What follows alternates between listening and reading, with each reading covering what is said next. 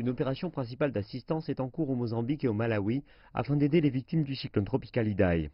Selon les agences de l'ONU, l'ouragan a touché la zone à proximité de la ville portuaire très peuplée de Beira après avoir enregistré des puissants vents allant à près de 200 km/h. Le cyclone tropical Idai est arrivé à proximité de la ville portuaire de Beira, qui a aggravé les inondations destructrices qui se sont déjà déroulées dans les terres intérieures, tout comme au sud du Malawi et dans l'est du Zimbabwe.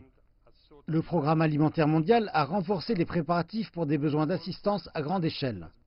Des précipitations exceptionnelles avant le cyclone ont déjà affecté près d'1,5 million de personnes au Malawi et au Mozambique, faisant plus de 120 victimes. J'ai vu une femme touchée par des débris. Ce n'est pas sûr pour les gens, la situation y est chaotique. Par ailleurs, des dizaines de milliers de personnes ont été déplacées des habitations, des routes, des ponts et des cultures ont été ravagées. L'agence onusienne a cependant commencé à évaluer l'étendue des dégâts et donne la priorité aux plus vulnérables. Nous pensons qu'une partie de la zone sera difficile d'accès, voire impossible. Je ne sais pas si vous connaissez un peu le Mozambique, mais dans la rivière Zambie ici, l'eau a beaucoup monté. Nous disposons de nombreux villages et de petites villes à proximité de la ville, car une grande partie de l'activité commerciale est liée à la rivière, avec les gens qui pêchent et aussi pour la communication entre les villages. Et ces zones seront le plus touchées.